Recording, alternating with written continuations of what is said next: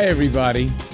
It's Dr. Michael Hirsch, the Medical Director for the Division of Public Health and the Pandemic Chief Medical Information Officer, here again to talk to you a little bit about some of the things happening with the pandemic and some of the things on my mind.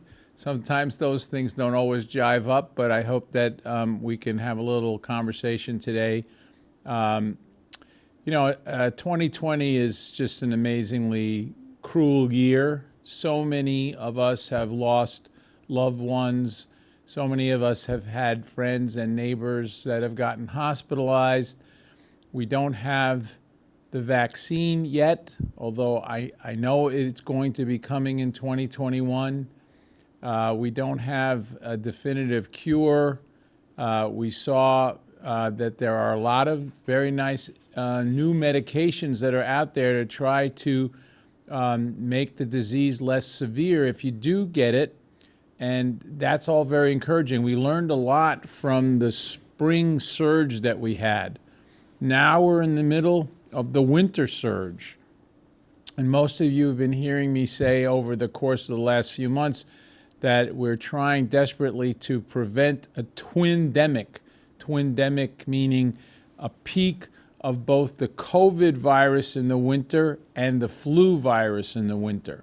And we do have a very effective vaccination for flu, and we're hoping that all of you listening have already decided to get your flu vaccine, because that will really help the medical providers that I work with all the time, who will be overwhelmed if there are many, many, many patients coming in with cough and fevers, and we don't know whether it's COVID or flu.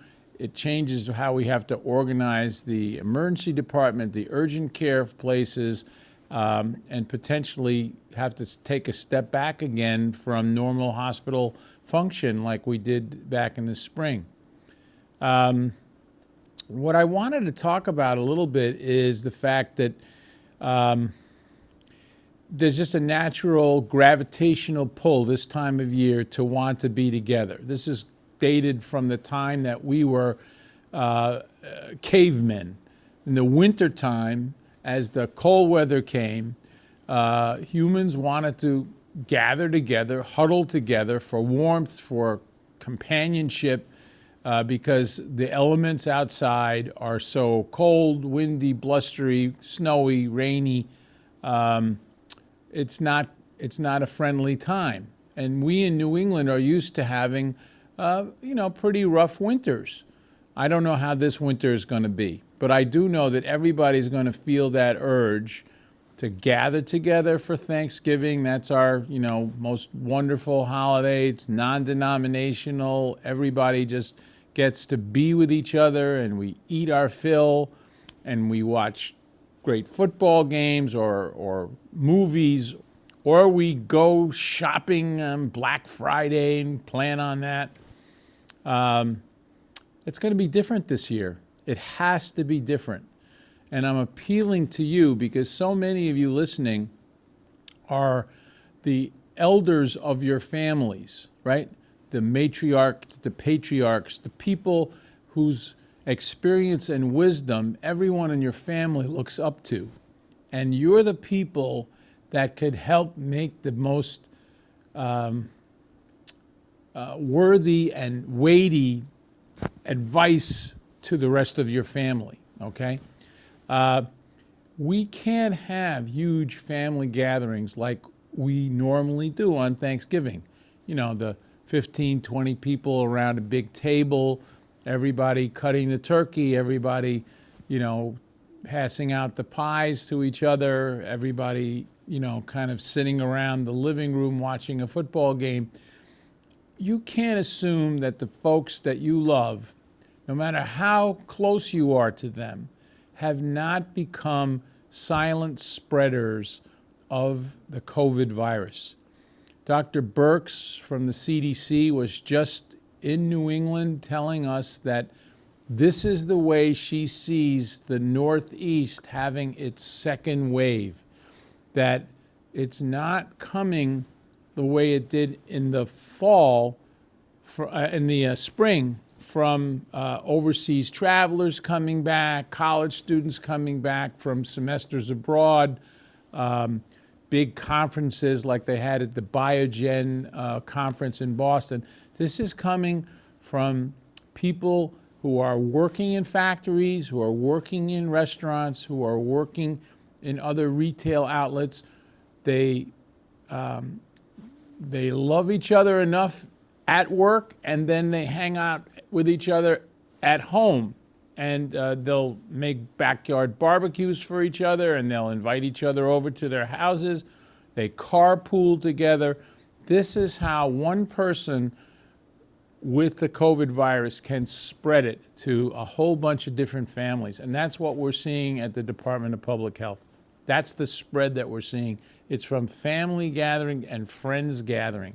When you see those bunch of cars out in front of a house, because they're all there watching the Patriots game, that's where some of this is starting. So Thanksgiving is that kind of spread on steroids, because so many families get together in large groups, and then they may even go to more than one house on a Thanksgiving Day to celebrate and have turkey in multiple places. We've got to somehow put the brakes on that.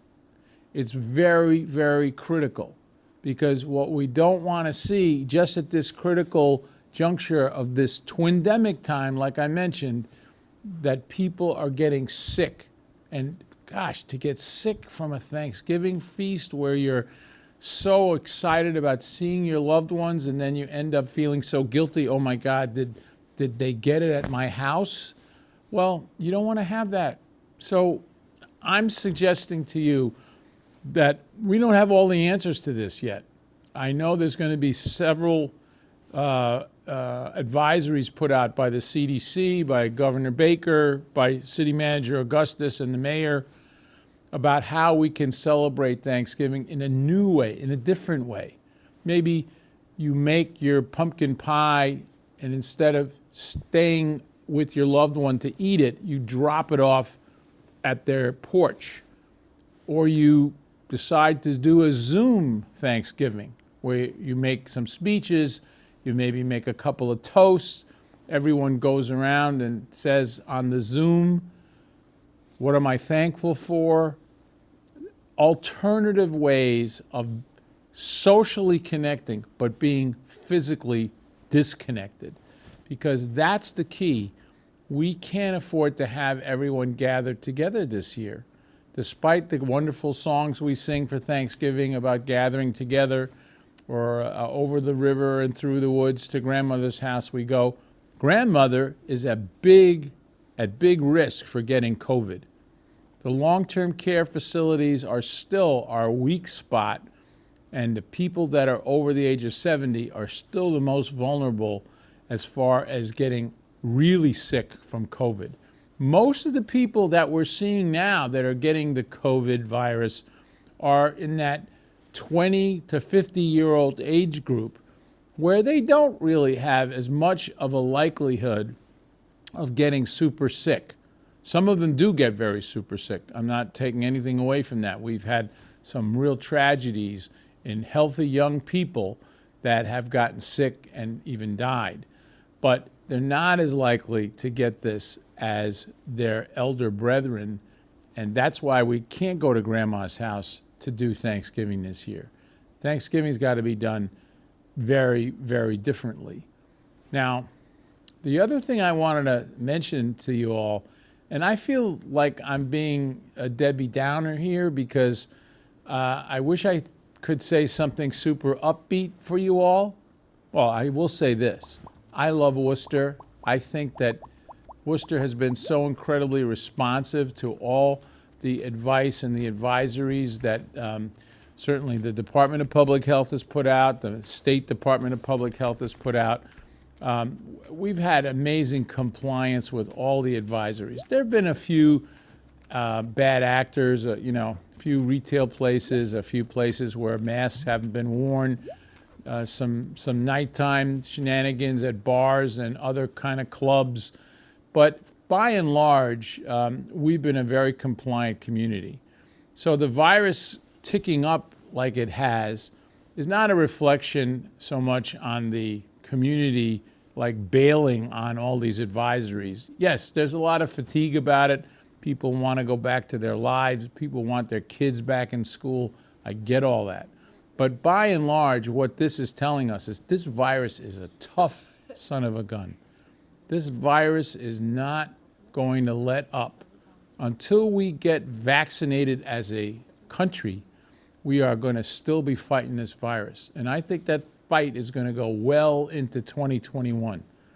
So we have to steel ourselves that there have been generations before us, and you that I might be speaking to today may be part of that generation that went through the Depression, that went through World War II, that went through the Korean War, that suffered through the Cold War and the anxiety that that provoked, that went through Vietnam. All of these episodes were not like 1 month or 6 month or 8 month events. They were years. And we were able to get through it because we found a way of coping. We've got to do the same for this. It's a little bit different. But we have more technology now to help us electronically connect than we ever did before. So we should be able to overcome this length of deprivation and uncertainty. And we've got to encourage people to do this. I know our medical students at UMass, many of them are calling seniors as senior buddies, and they have wonderful conversations like every week. We've called thousands and thousands of seniors since April. And it's very clear. Connection is key. Having confidence in the messaging of the medical community is only reinforced by having a nice voice on the other end saying, this is really the right thing. And that's what I'm hoping you, now that you've had all this time hearing these messages, will just decide, well, I've got to tell my daughter she's not going to have this huge party for Thanksgiving. Or even for Christmas. It's going to be a different kind of Christmas. It's going to be a Christmas where everybody can virtually take care and take pictures of their tree and all of the presents around the tree.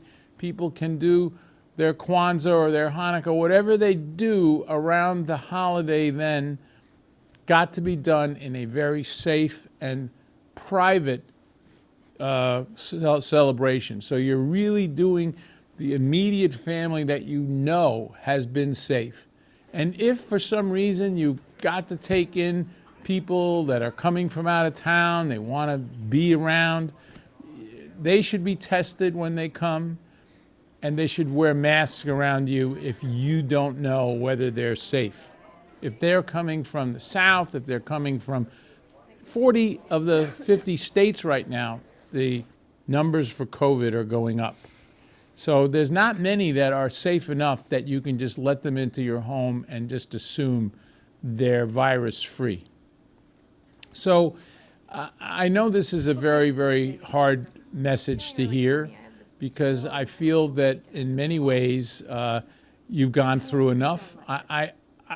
I completely empathize with that feeling. I feel like, the Department of Public Health has tried every which way to keep us safe, to trace anybody that has potentially been in contact with somebody so we can keep the virus from spreading.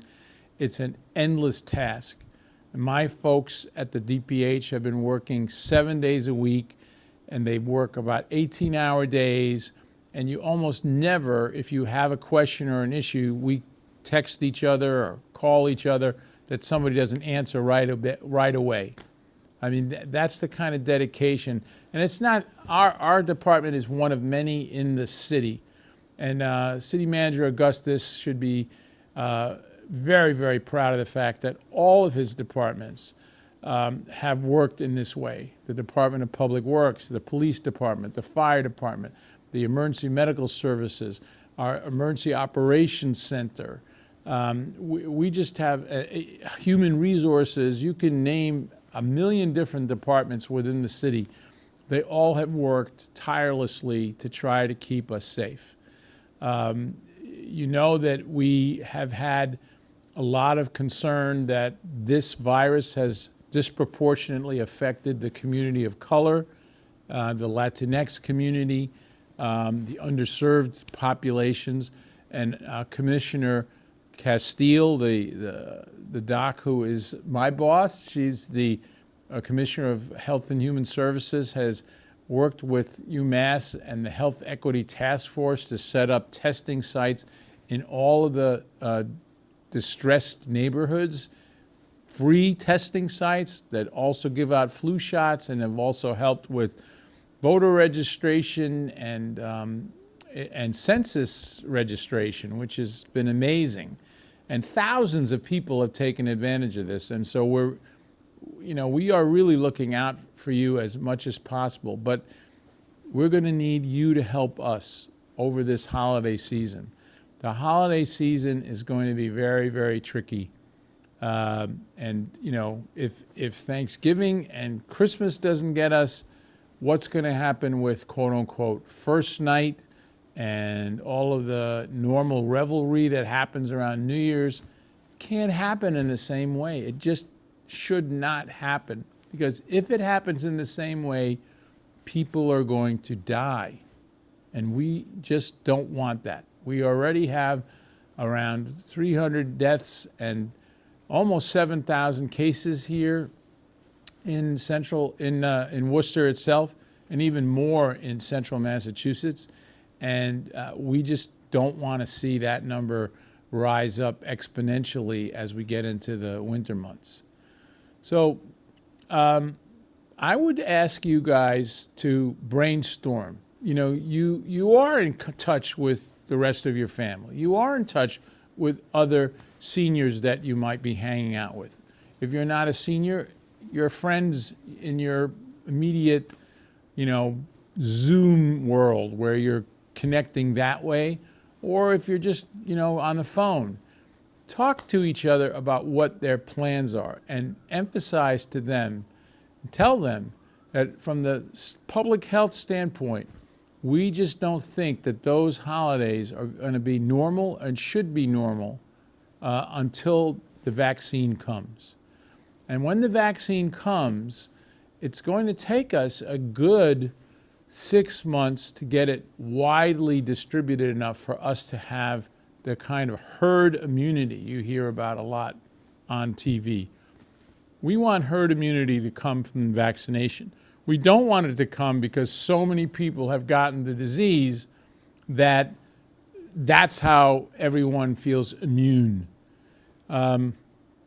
So I'll tell you a little side story about this herd immunity thing.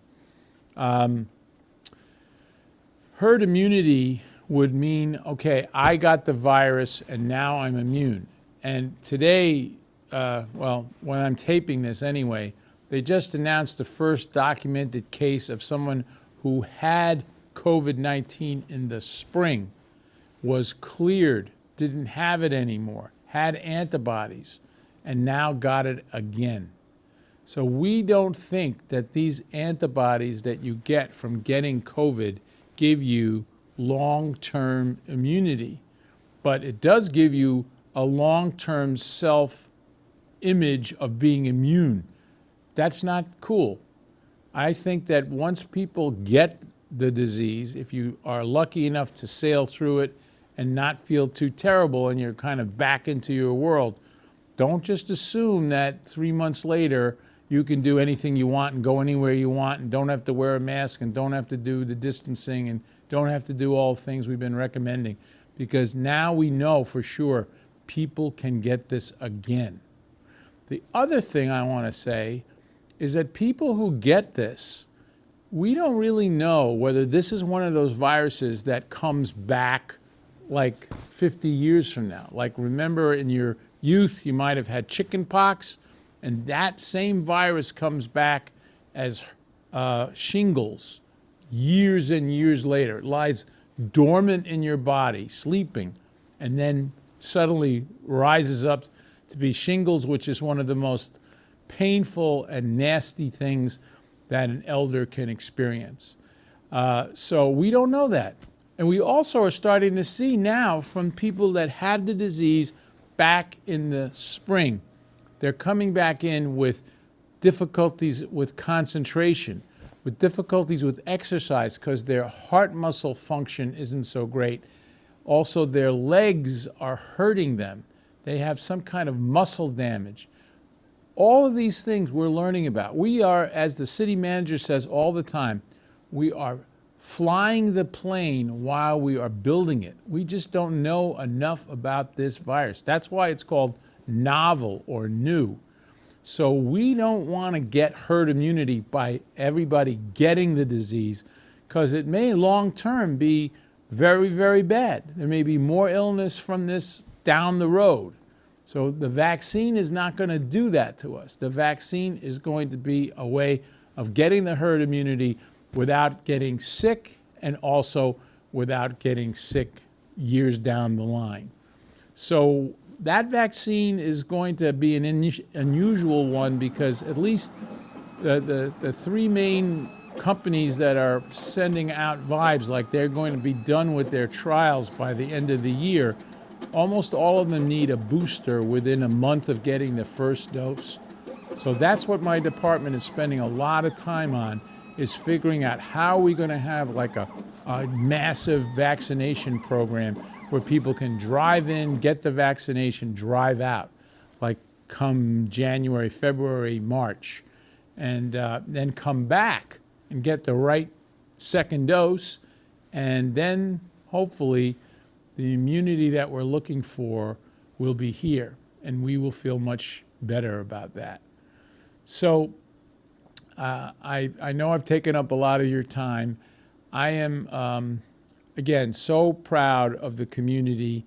Every time I get together with the city manager and the mayor, I marvel at their skill because they're not dealing with just the clarity of medical science like I am.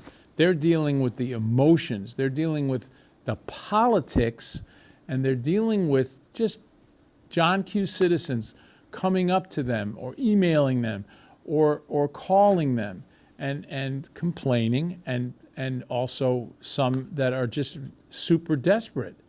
I don't have to necessarily deal with all that, and you have leaders in place in this city that can and do a wonderful job. And they keep everybody's spirits up because they're so strong, even though I know this must weigh on them incredibly. So taking advantage of that leadership and taking advantage of our community's response to that leadership, I know we can get through these holidays not feeling so blue, not having the Elvis Presley, I'll have a blue Christmas this year. I want to see us still be upbeat because 2021 can only be better than 2020. And if we can keep that in mind, I think we can move on to a new year of promise, of reunification, and better health. So I'm going to quit there and just say thank you for listening. You're always a great audience. If you have questions or problems, you can get us anytime through our website, www.worcesterma.gov/health.